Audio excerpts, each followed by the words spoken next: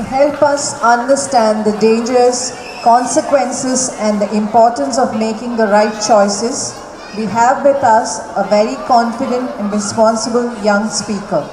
Please join me in welcoming Muhammad Nafish to deliver his speech on drug awareness and its impact on society.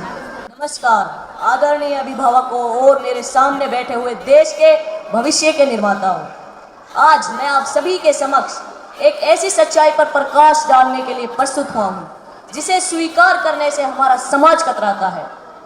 हमारा देश भारत युवाओं की सबसे बड़ी शक्ति का भंडार है, लेकिन इस शक्ति को धीमा जहर देकर खोखला किया जा रहा है। आज का मेरा विषय है युवा पीढ़ी और नशीले पदार्थ। नशा केवल एक बुरी आदत नहीं है, यह वह बुराई है जो हमारे समूल जीवन को नष्ट कर देती है। यह केवल स्वास्थ्य या धन की हानि की बात नहीं है, यह मानवता का अपमान है। एक नशेड़ी व्यक्ति अपने विवेक और सोचने समझने की शक्ति को खो देता है। वह अपने हित अहित, भले बुरे का अंतर नहीं समझ पाता। हम केवल एक बीमार शरीर नहीं देखते, हम देखते हैं एक मरी हुई आत्मा।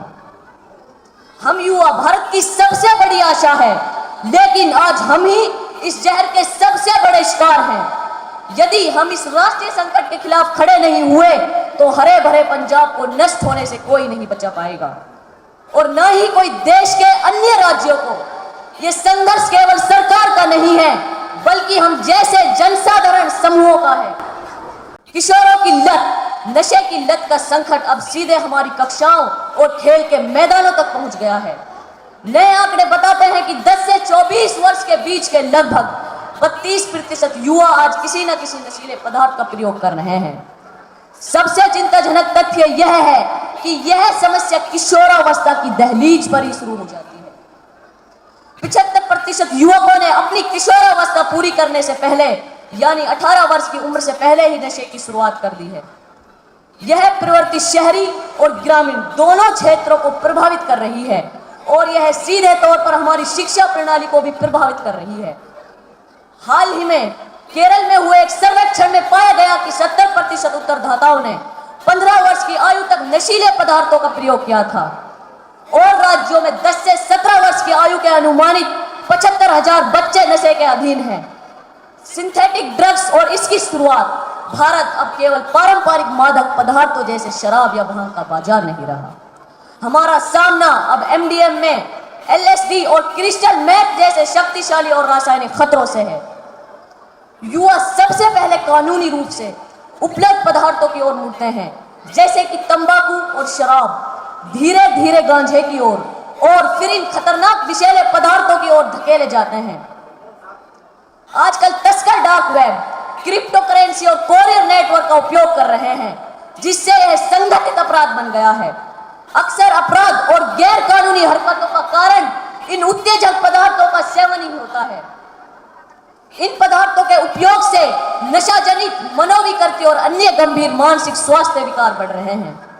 राष्ट्रीय संकट का आईना, हम वर्षों से पंजाब के संकट को जानते हैं। ये शीर्ष राज्यों में शामिल रहा है, जहां सीमा पार से होने वाली तस्करी ने युवा पीढ़ी को तबाह कर दिया है। वहीं केरल ने कानूनी मामलों की दर में देश के सभी राज्यों को पछाड़ दिया है।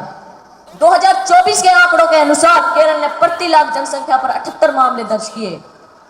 बेंगलुरु और चेन्नई जैसे प्रमुख परिवहन केंद्र अब नशा वितरण के केंद्र बन गए हैं, जो दक्षिणी राज्यों में सिंथेटिक ड्रग्स का प्रवाह बढ़ा रहे हैं। इस भौगोलिक बदलाव से इसकी व्यापकता का पता चलता है।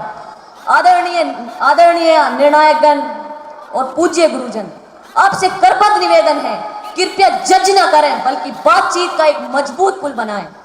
बच्चों को समझें और सहयोग दें। हमारी सरकारें और प्रशासन अब सख्त कार्रवाई का समय है।